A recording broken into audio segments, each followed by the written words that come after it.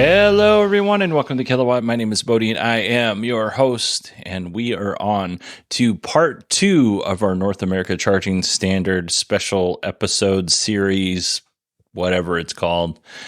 I would like to thank the following for sponsoring this episode. I want to thank Chris, Gene, Jaime, Mo Cowbell, Don, Christopher, Stephen, and Alex. Thank you very much for supporting the show. If you would like to support the show, go to patreon.com/kilowatt or supportkilowatt.com. You can also just go to the show notes and there'll be links to Acast Plus and Patreon in there as well. All right. This is part 2. So if you haven't listened to part 1, I highly suggest you go back and listen to part 1 because that'll make this one make more sense. Let's see here. Let's get started. So I mentioned this a little bit last episode. I realize that the North America Charging Standard is primarily for North America, and that doesn't really give folks outside of North America, I don't know if this is super relevant to you yet. You never know. It may be that the North America Charging Standard moves forward in other countries. But when I was on the Daily Tech News Show, and I was talking about the NACS connector, and this was back in July, an email came in to the team there. Somebody was asking they wanted some non-US centric questions to be explored. And I think this is great. This email was sent July 14th. So I just wanted, keep in mind that we're looking at these questions with knowledge that we have in September that we didn't have in July. So yeah, we're just going to start with that. He starts his email with all, and I mean all, EV makers outside the US have settled on CCS2 for a charging standard, which this is not true. And I went through, partly last episode, I went through all the charging standards just in the United States, partly based off of this question so that I could talk to you about it today. I told you that story, so I can tell you this one kind of a thing. So not true. CCS2 is in Europe, South America, South Africa, Arabia, which is not a country, is a region, India, Singapore, Taiwan, and keep an eye on Taiwan there. Hong Kong, which is is a city within China, but Hong Kong is kind of its own thing. Oceania, which is a region in Australia. So all those areas have CCS2, or at least to the best of my research that I could find on the internet. In Japan, we talked about this. It's mostly CHAdeMO, J1772. In China, they have GBT2, and there's actually a Chinese word in front of that. I don't know how to pronounce it, so we're just going to go GBT2.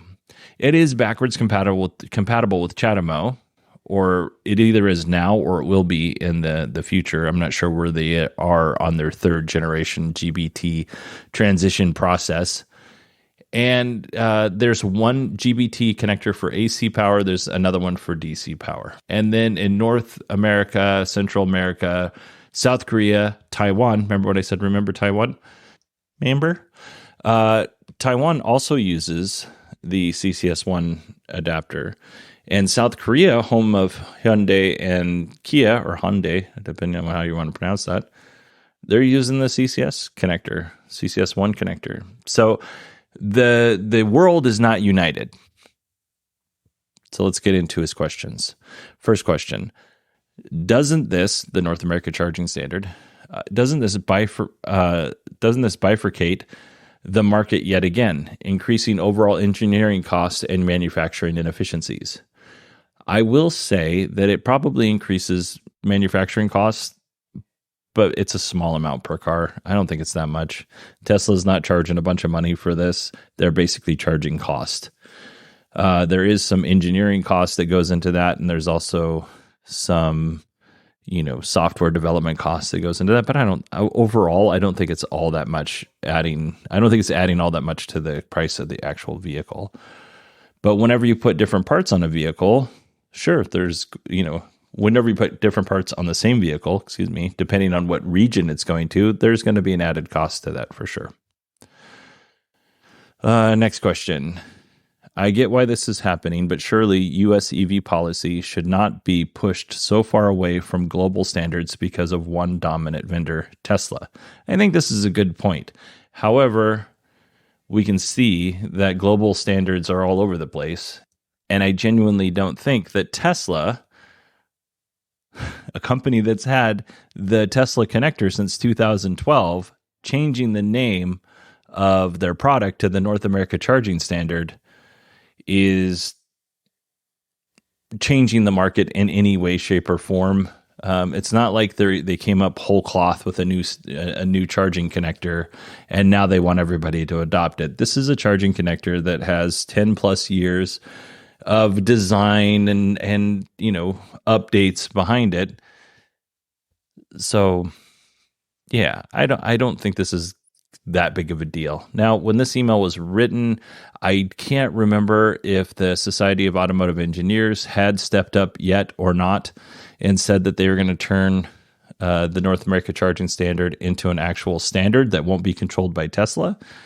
But no, I mean, this is already a connector that's been in use for 11 years. I don't think that's that big of a deal. Will the U.S. end up like the situation with the metric system being the only place in the world that uses NACS? Maybe. But here's the thing, and I want to hear your thoughts on this. I don't want the government to pick winners. That is, if all the governments in the world got together and decided that the North America Charging Standard is the connector for ever and mandated that all EVs will be retrofitted with the NACS connector and all future EVs will use the NACS connector. All charging stations will be retrofitted so that they can use the NACS connector, and all of the countries around the world. That would only temporarily solve this problem. I'm not sure there's much of an incentive for other companies to create something better than the NACS connector, because now those companies have to convince 195 countries, or the majority of those countries in this pretend scenario we're playing in, to change their standard and move on to what would be the next best thing, and also to pick another winner. I think that would be really hard to do, and I think it's impractical, and I think it would stifle innovation in this area. So, yeah, I mean, I'm not sure how many of you are out there working in committees and stuff. Based on what I know about some of you, I have a feeling that it's a lot of you that have to work in different types of committees, and that's difficult. It is difficult to get anything done in a large committee. I mean, I belong to a fire department. Our committees are not huge when we do things, and it's difficult to get something done in that. And we all work together, when you have these industry organizations like CHARIN or the Society of Automotive Engineers, those people are coming from different places to advise and consult and create those standards. So that's a little bit more difficult. The Society of Automotive Engineers has a different policy practice, but it's still, the point is trying to get something through a large committee. I don't know why I'm having such a hard time talking. Trying to get something through a large committee is difficult to do. I will concede, though, that having multiple connectors is problematic and probably not the best solution for modern EVs. But we're currently in the infancy of electric vehicles, and we have a lot of technological breakthroughs ahead of us, and we shouldn't be settling on one particular standard or connector to rule them all at this point. I think once we get to a point where we're more mature, maybe we have a form factor. Geez, Aloo. Maybe we have a form factor that can be updated and is backwards compatible to the old system and all that other stuff. But right now, as it stands, I don't think we need. I genuinely don't think we need one connector to rule them all. Also, I genuinely believe that wireless EV charging will be a thing in the next 10 or so years, and this will all be moot anyway. So all of those questions that we just covered, I think, were really good questions. Let's move on to the adoption of the North America Charging Standard. why would a company adopt a competitor's charging connector? Tesla has a big, reliable supercharger network. If you believe the things you read online, Tesla's supercharger network is up more than Electrify America and EVgo and Blink and stuff. They have a hard time keeping their chargers up. So it's reliable. It's big. It can also be crowded. Tesla, and I think I've already mentioned this on the last episode, Tesla needs a better management of whose turn it is to charge. They need to figure that out because I've never had this happen, but I could see where someone might get frustrated that they're waiting to charge their vehicle and somebody else swoops in and steals their spot. Like, I can see that being a problem in the future. Honestly, I'm surprised no one's gotten hurt based on that. But other than that, Tesla superchargers are pretty good. There's a little bit of a problem with how short the Tesla supercharger cables are. So like Ford, for instance, in order to charge a Ford F-150 Lightning, you have to really stretch that cable out to its max. And, it's iffy if it's going to connect or not, depending on how far away you can park from that charger and the curb and all that other stuff. So it's not the best solution for charging third-party EVs. Like those version 3 superchargers and below are designed to charge Teslas, and the Tesla charge port is you back into the supercharger, you plug in, and you're good to go. That's not how it is on other EVs. So why are these companies? What's their motivation? In our first example, which is Aptera is a small EV startup company, and if you don't know anything about Aptera Motors, they are developing a 3-wheeled EV. They created a petition that 45,000 people signed, or nearly 45,000 people signed, that Tesla open up the North America charging standard, mostly so that they could use it. That is really beneficial to Aptera because somebody can buy their car and then actually charge at a supercharger using an Aptera. That's a reason to buy one of these 3-wheeled vehicles that looks like a spaceship. They're super cool looking, but they were actually the first to adopt the North America charging standard. The agreement between Tesla and Aptera was actually before the North America charging standard was announced. So good on Aptera for really pushing that boundary there. But Aptera is a small company, and it's not going to light the world on fire that Tesla and Aptera made an agreement to ship the North America charging standard in a relatively small amount of cars, right? Aptera was supposed to ship their vehicle in 2022, and now that delivery date has slipped between 23 and 2024, and it's looking more and more like 2024 as we get closer to the end of the year.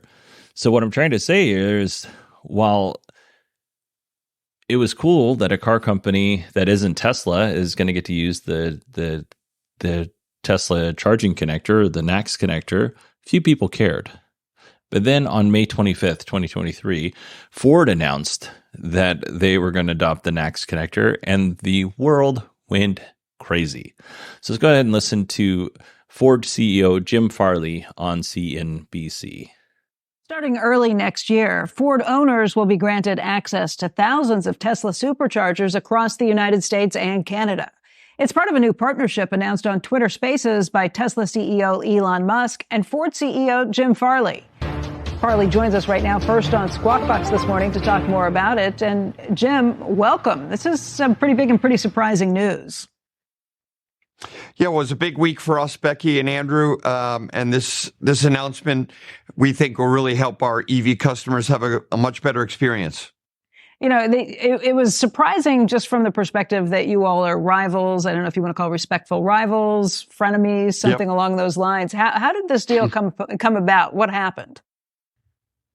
We've been actually working on it for a couple of years. We know that charging, we're number 2 in EV sales in the US behind Tesla. And we know charging is a really big deal for our customers and adoption. And we're now scaling. We're like basically doubling our EV capacity this year. And we're going to get to 2 million in a couple of years. So this is a big deal for the company and for our customers. And we have about 10,000 fast chargers now. This is going to double that. So 22,000 fast chargers. It'll be the best network of fast charging in the country for any brand. And that's why we were interested in it. We also like their locations. We like their charging technology. It works really well as well. So in 25, we're going to put their plug on our vehicle. Yeah, Jim, I have to say, as a consumer, I think it's great. I love the idea of some sort of standardization or moving towards standardization in the industry. No consumer wants to get stuck feeling like, oh, I finally found a charging station, but guess what? I can't use it. And you probably need a lot more of this to really beef up adoption of EVs across the country. What I think is interesting about this is, this is, if you went back to the VHS Betamax comparison on all of these things, VHS eventually won out. You are choosing to go with Tesla, which has been riding with the NACS standard, versus the CCS standard that the Biden administration and most of the U.S. automakers, EV makers, have been pushing. Why Tesla? Why this standard? And do you think by you and Tesla teaming up together, you kind of win over and can change what's going to be the standard? It's a great question. So we believe that customers should have, as you said, the option of using either standard, and with adapters and software, we could do that both. But we really like the Tesla standard from a customer standpoint. When you look at how easy it is to plug in, if you drop the cord, the Tesla system is more robust. The other standard is great, and we'll have adapters for that. But we also really love the locations. Like I remember I was going on vacation with my kids. My kids kept saying, "Hey, Dad, can we stop there? That's one of those Tesla supercharging." I was like, "No, kids, we're going to go over here behind this building." So it's a bet for our customers, and we want our customers to be able to use both systems actually with adapters. Jim, long term, when you think about this friends, enemy, frenemy situation, if Tesla becomes that standard, is that good or bad for you? I mean, as you try to evaluate and think through what that means over time. Yeah, we think it's good for us because we're going to have the Ford Pass software. So people don't have to leave the Ford Pass software that they use for charging at their home or to unlock the vehicle or use their phone as a key. When they go use the Tesla supercharger, they're still using Ford. We were very concerned if they had to switch over to use that Tesla software, but that was part of the deal. And it was a deal breaker for us for the reason you mentioned. And how seamless, therefore, will payment and the like be using those superchargers? Yeah, so early next year on the Ford Pass app, we're going to have a bunch of different payment options like we do today. So customers just use their, e-pay system, whatever they choose. And there'll be no issues. It'll be super simple. We're going to ship an adapter to everyone who's bought a Ford EV. This is not just for the future. It's for all the people who already bought our vehicles. So they'll get an adapter from Ford. They go on Ford Pass. They pick the payment option they want. All the billing is the same as it is today. So it's going to be super easy. And what do you think long-term the likelihood is that GM and others will follow suit? And that effectively the Tesla superchargers will become the standard? I think there's a chance. The CCS is a great standard, but it was pretty much done by kind of a committee, and I think GM and others are going to have a big choice to make. Do they want to have fast charging for a lot of customers, or do they want to stick to their standard and have less charging?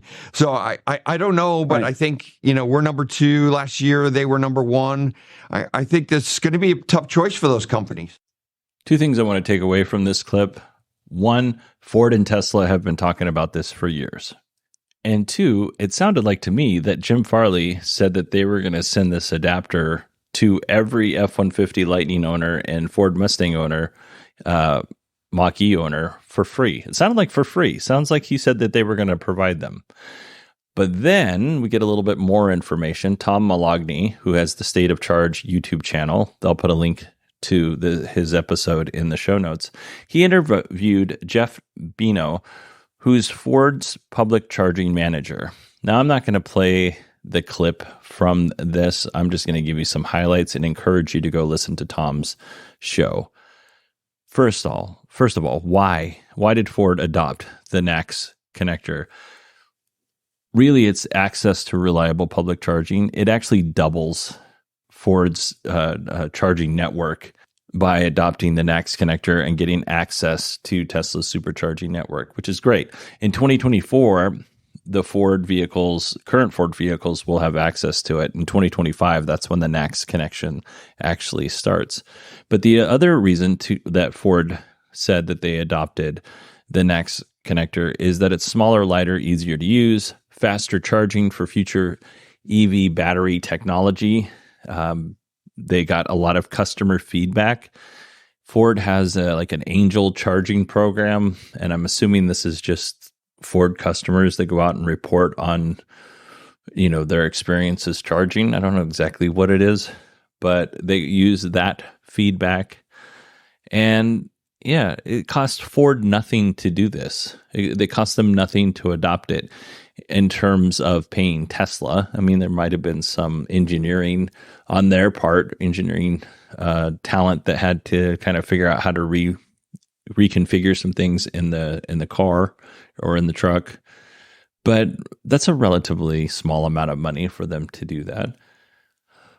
They do have plug and charge with Electrify America. This is interesting, and Tom Moloughney brought this up, and I didn't know this. But if you have an F-150 Lightning and you pay for Electrify America's membership program, which gives you cheaper charging prices, right? So it's cheaper to charge up your vehicle. If you go, you scan your card, and you charge your vehicle, and you're a member of this program, you get those cheaper rates. However, if you utilize plug and charge with the Ford F-150 Lightning, it has no way of associating you with your Electrify America member account. So you actually get charged at the higher rate.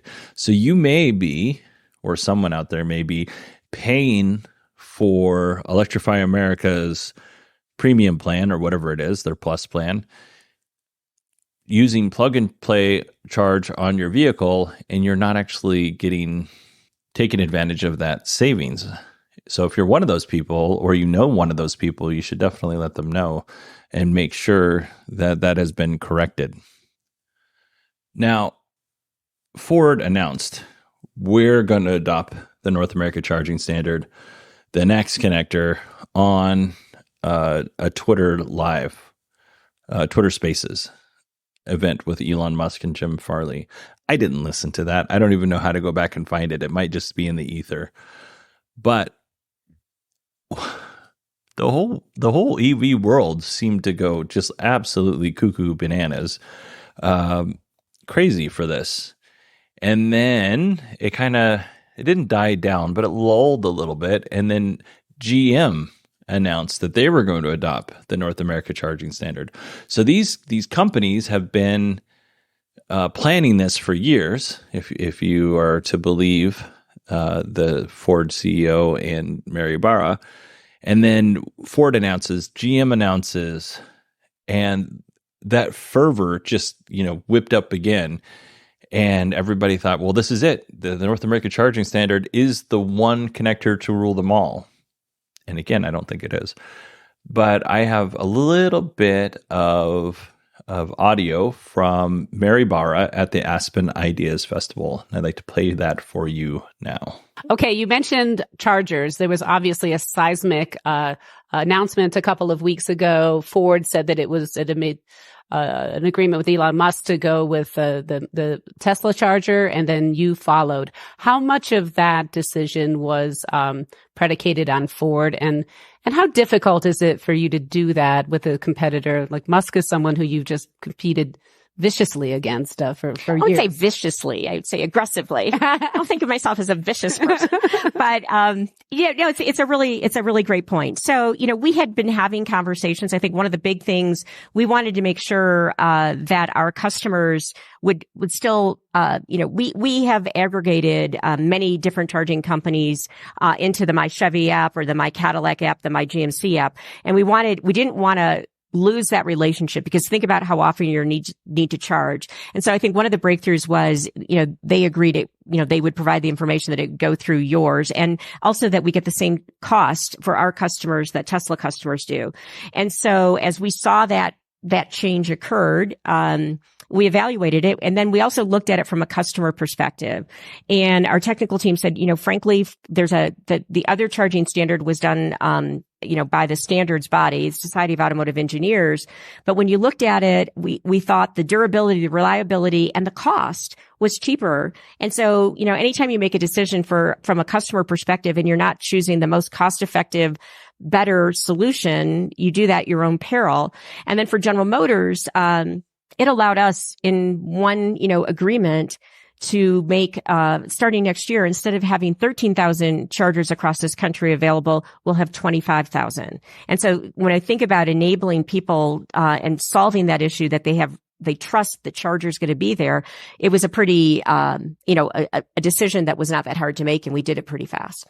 So, you did a Twitter Spaces with Elon Musk. Are you now, you were one of the first CEOs to back off Twitter as a platform, as an advertiser when he took over. Does this mean that you are going to be returning? I was one of many. I think if you go back, a lot of those, and when you think about it, it's our competitor too, with the information. We're right in the middle right now. Very shortly, we'll be announcing a new chief marketing officer. And I think as the new leader at Twitter comes on board, there's definitely a conversation to be had. But we just want to make sure, as all of us, we're trying to make sure we spend our marketing dollars wisely. And, from a platform, it became a little more complicated when an important competitor is running it. But I think there's an opportunity, again, when our new leadership and their new leadership comes on board, to have a conversation. So do you think you can trust Elon Musk as a partner, or will you be still viewing him as a competitor? I think he's both. I think he's I think in this case, but I think in this case, it's good for, it was a decision really that's good for everyone. And as you see more now OEMs move to adapting the standard, I think it's going to be better for the consumer. And so I think when you're aligned that it's in both of your best interests, I think we can move forward. And frankly, our team worked very seamlessly with the team at Tesla. I have to say they were great to work with. And then of course we're going to compete. But I think in a lot of spaces now, in many industries, you compete and you partner. So we have a partnership with Honda where we're doing a lot of work with Honda. We've done partnerships in the past with Ford. So frankly, I think the industry would benefit from doing more partnerships. All right. Before I make any comments, I'm going to follow that up with Mary Barra on CNBC talking about how this benefits GM.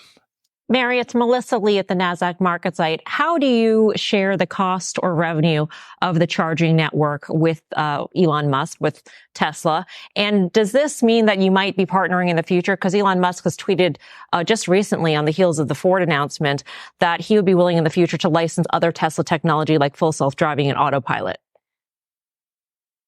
Well, I think from a full self-driving perspective, General Motors has Cruise, and we're already operating level 4 autonomy in 3 cities, with 2 more being added. But, of course, we're going to always look for ways to be more capital efficient. And this arrangement alone, this collaboration that we're doing, nearly doubles the amount of chargers that our GM customers will have access to. And frankly, we think we can save up to $400 million in the original $750 million that we allocated to this, because we've been able to do it faster and more effectively. And we're really looking for ways that we can be more capital efficient as as we go forward. So if there's other opportunities to partner, we're going to be very open to them. In addition to this collaboration with Tesla, we also have a very important collaboration with Honda as well. So, we're demonstrating that. We're going to continue to do that because I think being capital efficient in this environment that will allow us to get the best EVs out to the market is crucial in this transformation. So based on those clips, which I hope you found interesting, I found them interesting. Based on those clips, GM's set to save about $400 million by going with the North America charging standard.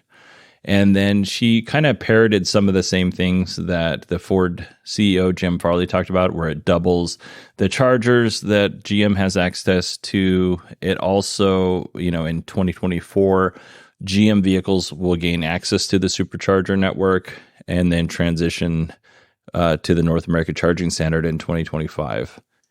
All right, now we have Ford, one of the biggest automakers in the United States or North America. They're going to use the NACS connector. GM, the other big automaker here in the US, they're going to use the NACS connector. And then, like I said, it just kind of whipped up a flurry. Is it flurry? Furry. I once was at a San Jose airport when there was a furry convention going on. I was actually in San Jose when the convention was going on. And I'm going to say it was one of the coolest experiences I have had sitting at an airport or just walking around downtown San Jose. Pretty cool. I think people who are furries are cool. Anyway, I don't even know where I was going with this. I'm going to leave that in. This is the kind of digressions that you get in a normal conversation with me. So GM, they are set to adopt the NACS connector. Ford set. That makes a flurry of announcements from a bunch of other organizations. And that also caused some states like Kentucky, Washington, and Texas to say that any new charge points installed in their state have to include the NACS adapter. It does not have to be the only connector on that charger, but it has to include, and this is public charging, but it has to include that connector. So if you go up to an Electrify America charge point and you are like, I'm going to charge my Tesla, and it's new enough, it should have that NACS connector. Now, some charging companies in Texas are fighting back on that mandate. ChargePoint, ABB, which is a company that actually does DC fast chargers, manufactures them. FreeWire, same thing. EVBox. These companies have said this is a little bit premature. That's their argument. They say that we should wait a little bit longer to see how things play out. Now, the article I got this from was back in July. I'm not sure if they've changed their opinion or not, but it is worth noting that there are some companies that have a problem with it. Just kind of a side note here. FreeWire, I interviewed the CEO of FreeWire, and I did not know that they were part of this group, and that is why I didn't ask them why they opposed putting the NACS connector on these charge points in Texas, Washington, and Kentucky. So, FYI. So let's talk about all of the other companies that adopted the NACS connector. First, I'm not going to run down charging hardware companies because most of you aren't going to know who they are or really care. I will say that FreeWire is included in the charging hardware companies that adopted the NACS connector, even though they're one of the companies fighting it. Same with ABB and ChargePoint. But so we have 23 DC fast charging hardware companies. And then in terms of ChargePoint operators, we have BC Hydro, ChargePoint, Electrify America, EnviroSpark, EV Range, Ivy Charging Network, Mercedes-Benz. Mercedes-Benz has its own charging network, and then it's also paired with 7 other companies that have a charging network. They're going to build, I think it's Free to Move is the charging network that they're building out. Rivian, Shell, Recharge, and Rivian, the vehicle company, but also Rivian, the charging company is in this case. Volta and EVGo. Now I have a little bit of audio to play from EVGo about this, so I'm going to go ahead and play that now. Well, Jeremy, this is not how we intended to start this series, but we're going to begin by reading one of our own tweets. From EVGo on June 12th, EVGo will be adding North American Charging Standard, NACS, connectors to its fast charging network across the country. Oh, wow. Did we write that? Sure did. There it is, blue check and all. Nice. Cool.